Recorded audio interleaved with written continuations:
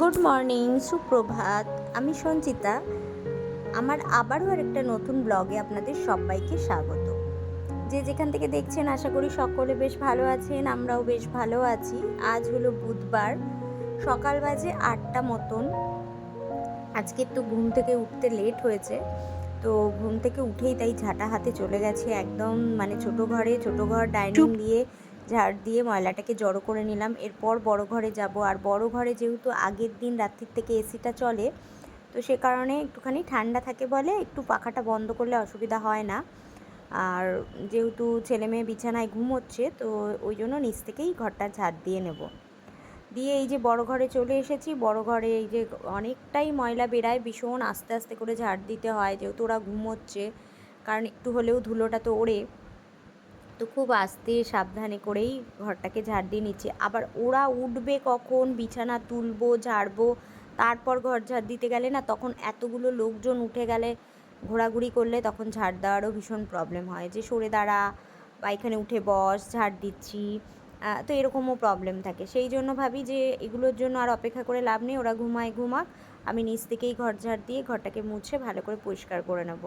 তো প্রতিদিনই এই যে ডোর গার্ডটাও খুলে, দুটো দরজাতেই যে ডোর গার্ড আছে এসির জন্য, তো দুটোই খুলে ঝাড় দিয়ে আজকে আর দিলাম না, তো আস্তে করে মানে পরিষ্কারই আছে। তো এরকমভাবে ঝাড় দিয়ে এই যে ময়লাগুলো দেখো ডাইনিংয়ে নিয়ে এসে এরপরে আমি ফেলে দেবো ময়লার বাস্কেটে আর কি। তো এইভাবে ঝাড় দিয়ে নিলাম। তারপরে যাব ব্যালকনির দরজাটা খুলবো, ব্যালকনিতে গেটটা দেওয়া রয়েছে। এরপরে ব্যালকনিটা ঝাড় দিয়ে তারপরে গাছে জল ঠল দিয়ে নেব।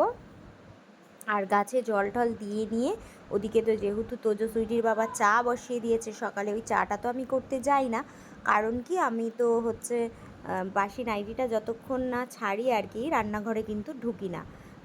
এই দিককার সব বাসি কাজগুলো করে নিয়ে তারপরে আমি স্নান করে একবারে গোপাল জাগাই, পুজো দিই। অনেক সময় আবার জামাটা চেঞ্জ করে নিয়ে, হাত মুখ ধুয়ে আর কি, জামাটা চেঞ্জ করে নিয়েও গোপাল জাগিয়ে তারপরে হচ্ছে রান্নায় ঢুকি।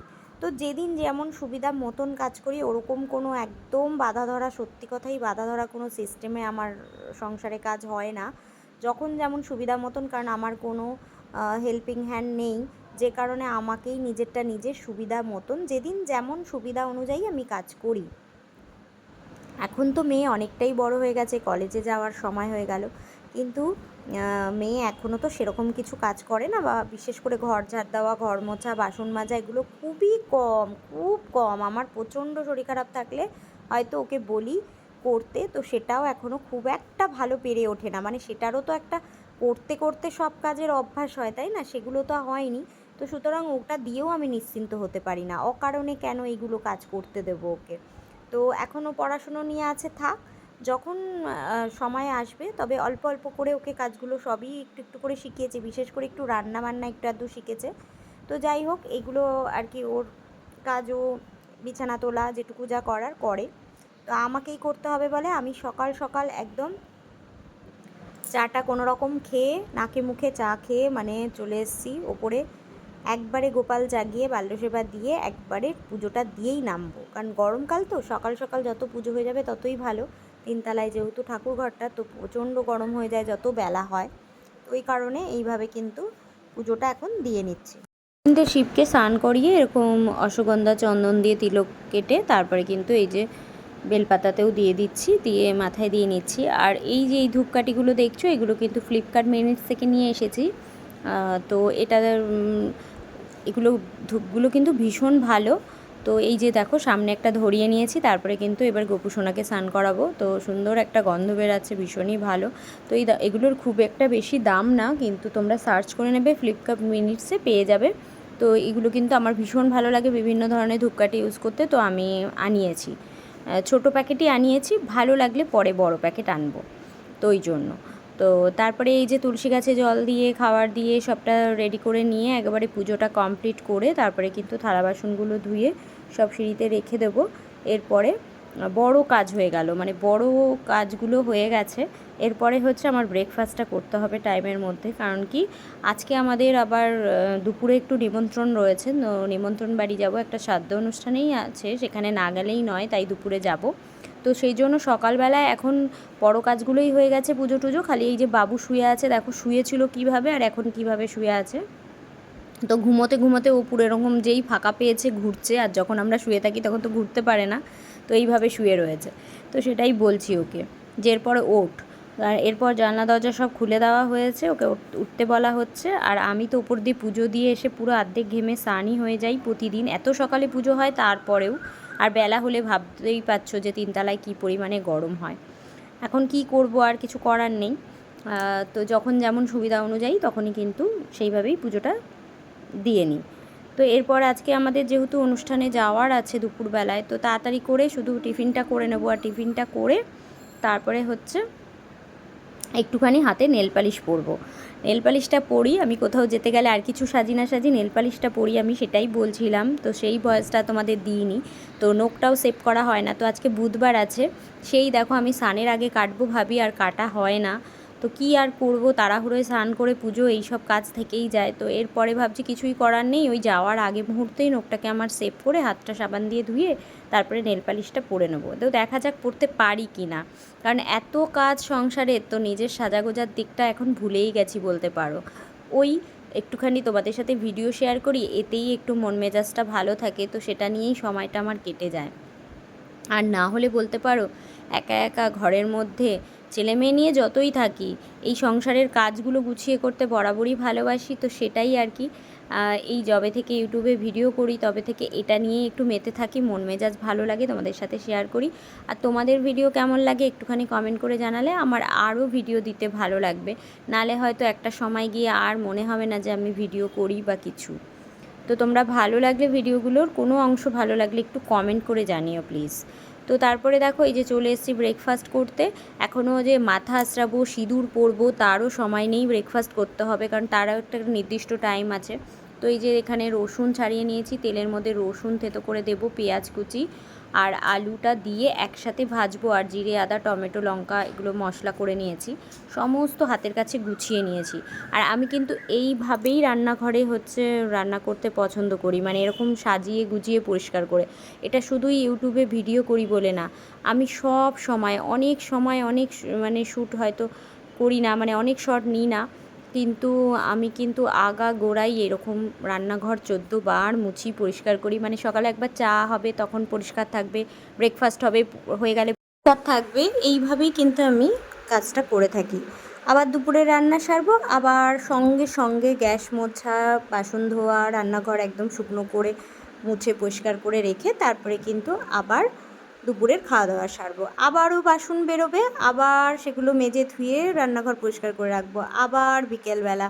তো মানে করতে করতে হাঁপিয়ে যাই, একটা সময় প্রচুর বিরক্ত লাগে, কিন্তু আমাকেই করতে হবে। ফেলে রাখলে, জমিয়ে রাখলে, ধরো দুপুরে খাবো না, রেখে দিলাম, তো সেটা আমাকে বিকেলবেলায় নাকে মুখে চুবে মানে সন্ধ্যের আগে ঘর পরিষ্কার করতে হবে, নাহলে সন্ধ্যা পূজা দিতে বা ঘরে কেউ লোক চলে আসলো। আর যেদিনই আমি একটু গড়িমসি করে মনে করি থাক গিয়ে পরে করব, পরে থাক দুপুরেরটা বিকেলে মেজে নেব চা করতে করতে, সেদিনই দেখি সন্ধ্যাবেলায় কোনো না কোনো লোক গেস্ট চলে এসেছে।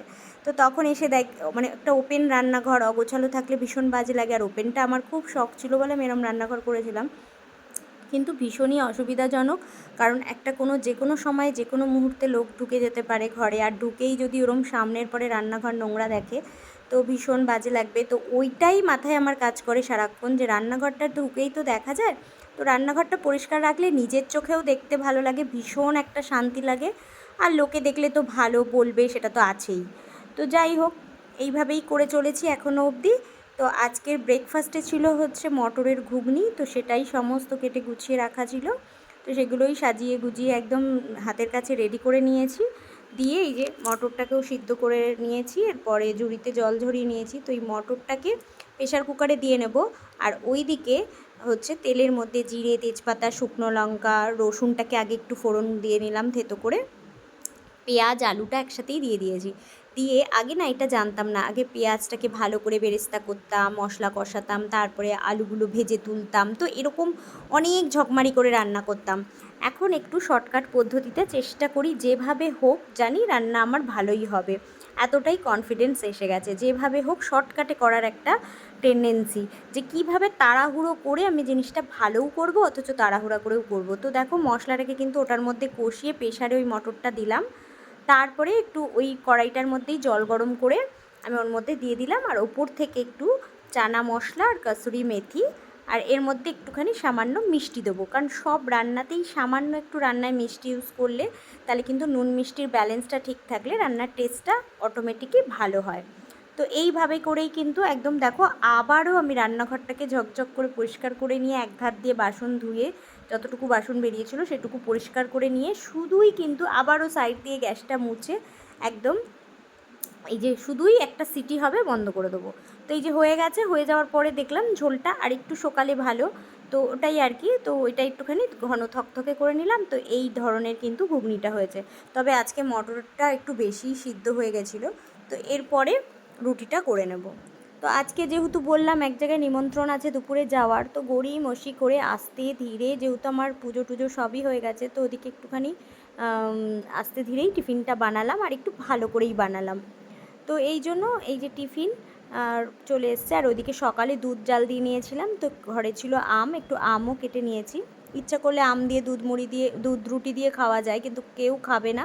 আর ওই যে পুজো দেওয়াও কতগুলো আম রয়েছে। তো এই যে দেখো তারপরে একটুখানি বসে সত্যি সত্যিই কিন্তু আমি ওই একটুখানি নখগুলো সেভ করলাম, হাতটা হ্যান্ড ওয়াশ দিয়ে ধুয়ে নেল পালিশ পরলাম, একটু কিন্তু আমি সাজুগুজু করে রেডি হয়েই নিয়েছি। কারণ কোনো এক জায়গায় যাওয়ার সময় কিন্তু আমি একটুখানি পারফেক্টভাবে যেতে চাই। যে যত যাই সংসারে, যতই যাই কাজ করি আর চোখের তলায় কালি পড়ে যাক কি যাই হোক, মানে সেই আগের মতন সেই সৌন্দর্য তো আর নেই, বয়সের সাথে সাথে সব নষ্ট হয়ে যায়। আর এই প্রচুর পরিশ্রমে আরও নষ্ট হয়ে গেছে। ঘর বাড়ি সমস্ত সুন্দর করতে গিয়ে নিজের সৌন্দর্যটা খানিকটা হারিয়েই ফেলেছি। কিন্তু ওইটা নিয়ে আমার একটু আফসোস হয় না, কিন্তু কোথাও যাওয়ার আগে আমি মেকআপ কী করে দিতে হয় সেটা আমি ভালোই জানি। তো এই যে দেখো নেল পালিশ হাতে কিন্তু পরে নিয়েছি, ভালোভাবে নেল পালিশ পরাটা তোমাদের সাথে শেয়ার করতে পারলাম না।